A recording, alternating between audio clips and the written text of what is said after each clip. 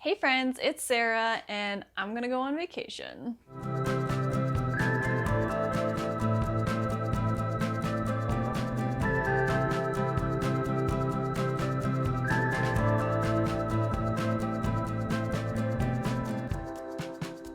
I'm going to an all-inclusive resort soon down in Mexico, and I want to talk about the books that I'm going to bring on vacation. We're going for 8 days, and I am not going to check a bag. So I have to be able to fit all my books into my carry-on luggage.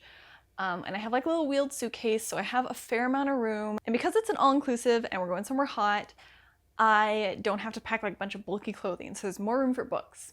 However, because we're going to an all-inclusive, there's so much time in the day to read. Like, obviously we're gonna be swimming and like maybe we'll go on some excursions or something, but like there's gonna be a lot of time to just read.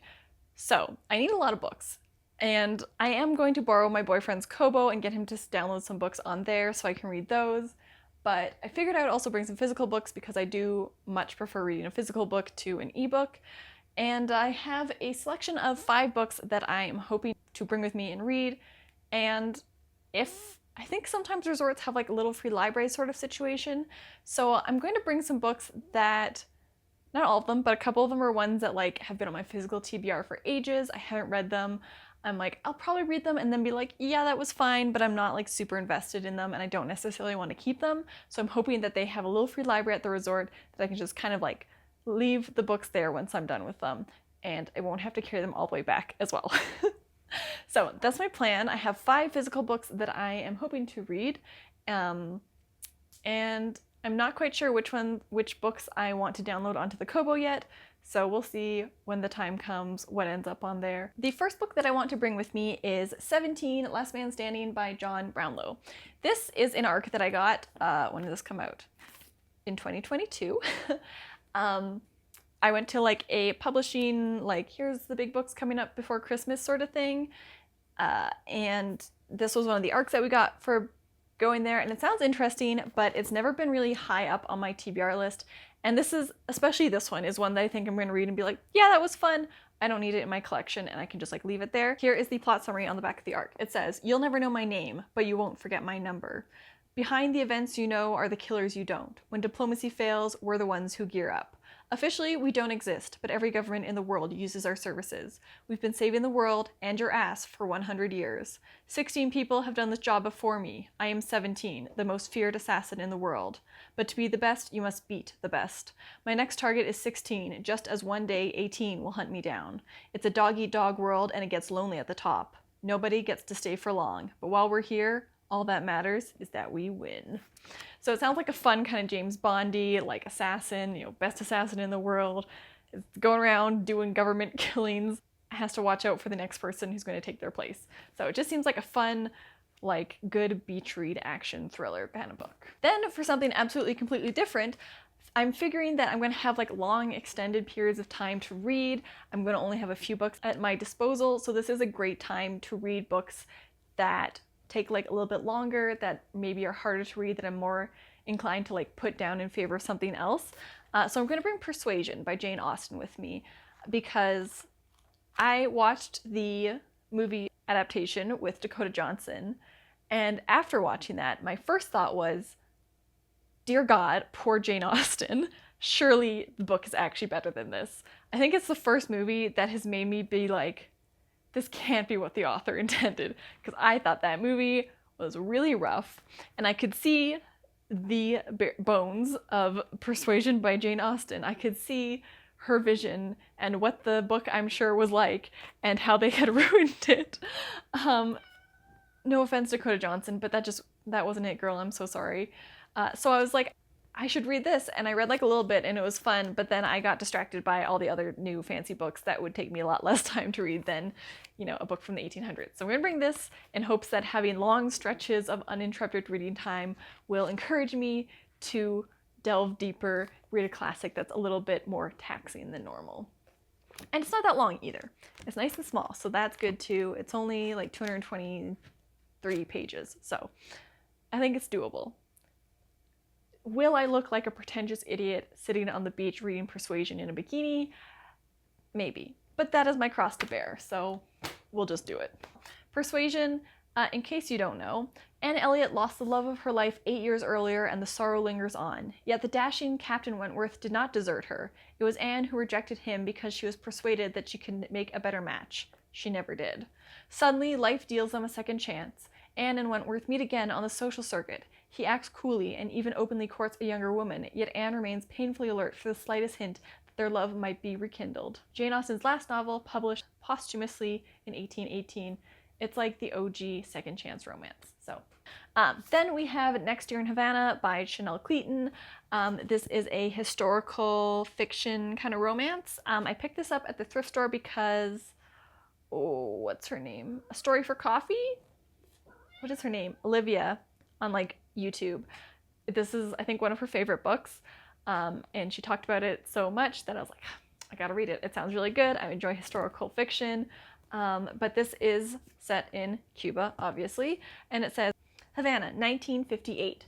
The daughter of a sugar baron and 19-year-old Lisa Perez is part of Cuba's high society, where she is largely sheltered from the country's growing political unrest, until she embarks on a clandestine affair with a passionate revolutionary. Miami, 2017. Freelance writer Marisol Ferreira grew up hearing romantic stories of Cuba from her late grandmother Elisa, who was forced to flee with her family during the revolution.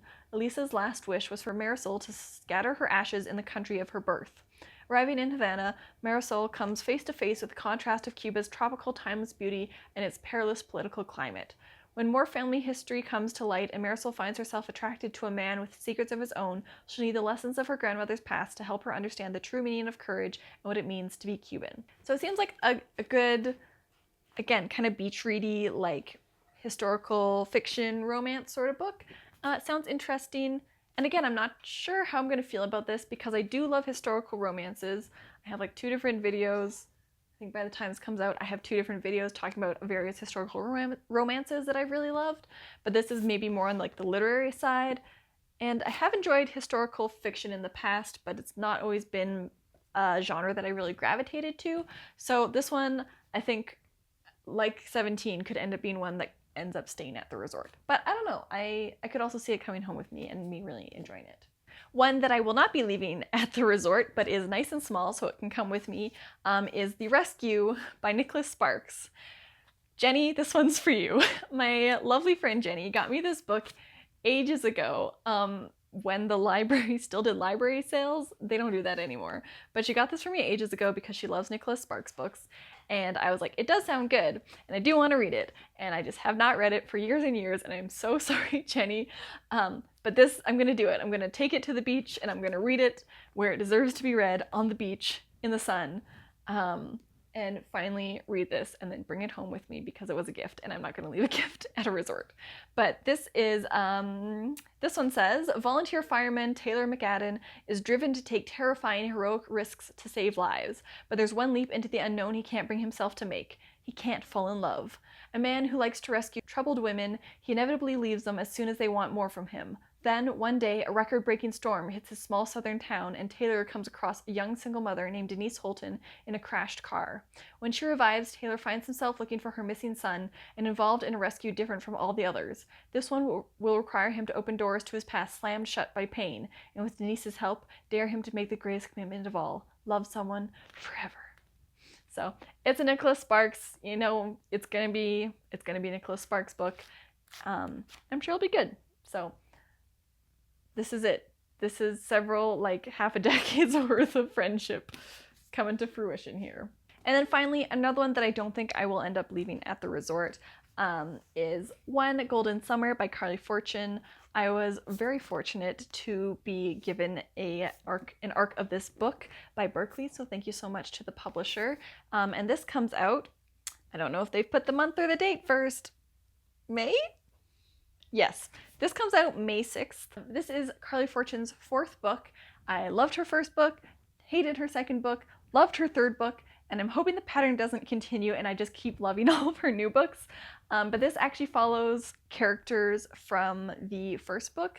There were like 2 brothers in that one, and this follows the other brother that was not the main character in the first story. And it's another like Canadian cottage summer romance. I'm sure it's second chance. Before I read the back, I can't remember what it's about, but I'm sure it's another second chance romance. Let's see. It says, good things happen at the lake. That's what Alice's grandmother says, and it's true. Alice spent just one summer there at a cottage with Nan when she was 17. It's where she took that photo, the one of 3 grinning teenagers in a yellow speedboat, the image that changed her life. Now Alice lives behind a lens. As a photographer, she's most comfortable on the sidelines, letting other people shine. Lately, though, she's been itching for something more, and when Nan falls and breaks her hip, Alice comes up with a plan for them both. Another summer in that magical place, Barry's Bay. But as soon as they settle in, their peace is disrupted by the roar of a familiar yellow boat and the man driving it. Charlie Florick was 19 when Alice took his photo from afar. Now he's all grown up, a shameless flirt who manages to make Nan laugh, and Alice longed to be 17 again, when life was simpler, when taking pictures was just for fun. Sun-slanted days and warm nights out on the lake with Charlie are a balm for Alice's soul, but when she looks up and sees his piercing green gaze directly on her, she begins to worry for her heart. Because Alice sees people, that's why she's so good at what she does, but she's never met someone who looks and sees her right back. I wasn't sure if I was super keen on reading this one because I was kind of like, the brother was like, whatever. I wasn't clamoring for his story the way a lot of people were, but since I have the arc, I'll give it a try. We'll see how it goes, and I'm hoping that she waves her magic wand and I love it again, and it's great, and I don't have another experience like reading her second book. But we're going back to a familiar setting, and I like that a lot, so it's good. We're good. We're hoping we're starting off at a great place. So those are the 5 physical books that I plan on taking on vacation with me. Of course, that could change because I'm a mood reader, and like maybe I don't want as many romances because I got 3, 4, most of them are kind of romancy. Maybe I want some other ones. A lot of the books that I kind of did want to take with me for my physical TBR are hardcover books, and I'm not going to do that to myself. Those are all the physical books that I'm hoping to take with me, and I'm planning on doing a wrap-up video when I come back, but not right away because I don't want to come back and immediately start filming. So keep an eye out for that later in March sometime. And we'll see what I actually ended up reading. And maybe it was only 1 book because I was too busy drinking margaritas and swimming. Who knows? We'll see. It's a vacation. It's supposed to be chill. I'm not trying to force myself to read these books. I just really hate being in a place and not having a book to read.